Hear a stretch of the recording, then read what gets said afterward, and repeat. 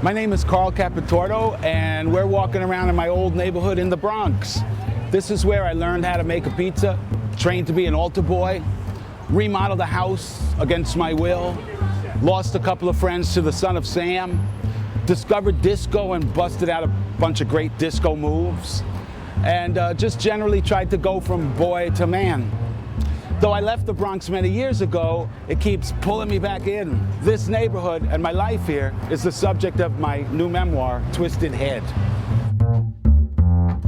This is the site of Cappi's Pizza and Sangwheech shop, where the motto was, "We don't spell good, just cook nice," which my family operated from 1964 until just about 1970. Might have worked out okay had my father not continually thrown people out before they even placed their order for various infractions of the rules, of which there were many. Rules like no running, no jumping, no shouting, no fighting, no, this is not a basketball court, no special orders, no extra cheese, no slices at the table. Today, it's a closed-up martial arts studio, which I think is somehow appropriate. Well, that is the soundtrack of my entire growing up years right there. That's it. What I always loved about this neighborhood is that it's two things. It's very real. There's no nonsense. People tell you exactly where you stand. It's not always pleasant.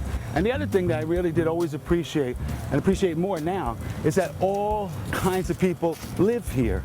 It's never been just one kind of person. You'll have a couple of blocks at a time where this is all Jewish, and this is all Italian, and this is all black. So if you take a little walk, you'll hit everybody. And then at public school, you all come together. Well, here we are at Junior High School 135. In the 70s, this was a terrifying place. Terrifying. At that time, the weapon of choice was switchblades. There were no guns to speak of in the schools, but there were switchblades. And you lived in fear of that sound. So I was mugged in just about every corner of this school. In this doorway, actually in this very doorway, I was mugged.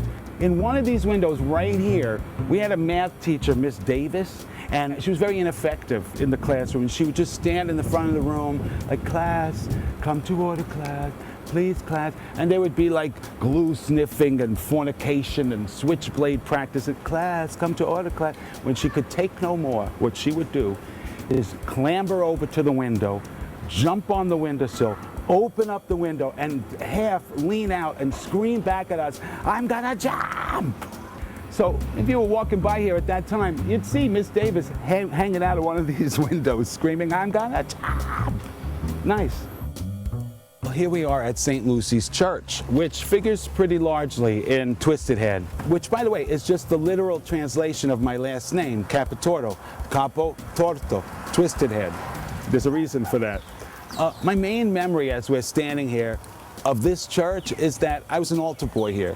And what me and the other altar boys would do would be we'd meet early backstage in the sacristy, and we'd eat as snacks the unconsecrated hosts, and then we'd like swig back a bottle of wine, you know, to wash it down with. And then we'd clean up and put our vestments on, and suddenly we were very holy when the priests came in. Meantime, just a minute ago, we were eating as a snack the body of Christ.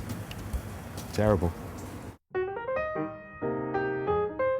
Well, our tour ends here in the house that my family and I moved into when I was about 13. Before that, we lived across the schoolyard in a one-bedroom apartment. Then we moved into this huge house, which was fantastic, until I realized that my father wanted to gut it completely, gut it down to the beams, down to the bones, and build it back up again, with me as his only helper. Well, it's kind of done right now, and I moved out of here in, I don't know, 1977, I guess, but I keep coming back. My family is still here. I love the borough, and for better or for worse, it's a huge part of who I am. And it is the subject of Twisted Head, my new memoir.